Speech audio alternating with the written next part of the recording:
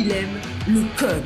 Il faut que la communication soit codée, mais de façon claire et transparente. La rigidité, c'est pas pour nous. Mon nom est Francis Parent-Valquette et vous écoutez le Sandro Show. Mais le plus important, c'est qu'il est bélier. Fouille-moi pourquoi, j'ai envie de te parler de l'expression « fouille-moi pourquoi ». L'autre jour, je suis dans une rencontre et un de nos collaborateurs français dit « Mais ça vient de où cette expression-là, fouille-moi pourquoi ?» Parce que ça venait juste de sortir de la bouche d'une Québécoise.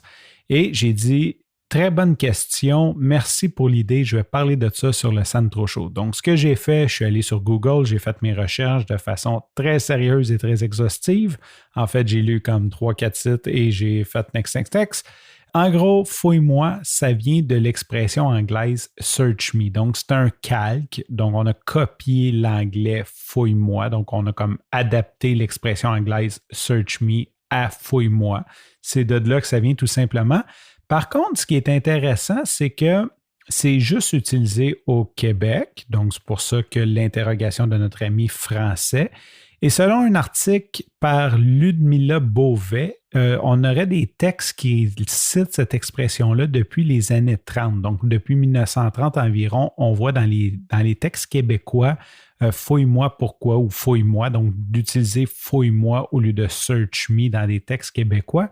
Ceci dit, dans ce même article, elle cite qu'il y avait fouillez-moi, comme écrit en vieux français, moi, M-O-Y. Et ça serait une référence tirée d'un livre de Antoine Houdin en 1640 qui relevait dans son livre que l'expression « fouillez-moi » plutôt sotte façon de parler vulgaire pour dire qu'on ignore quelque chose.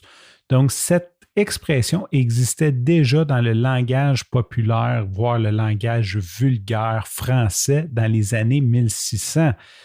Donc, on n'a rien inventé, on a juste réutilisé ça et ça a dû simplement disparaître en France. Y a-t-il des expressions comme ça que tu dis, mais d'où c'est que ça a parti? Qui c'est qui a fait ça? Pourquoi on a adapté autant de mots ensemble pour créer une expression qu'on est à peu près les seuls à comprendre la signification? S'il y a des expressions comme ça, ben, je t'invite à venir me jaser sur Messenger ou de me les laisser en commentaire sur le site du Sandro Show.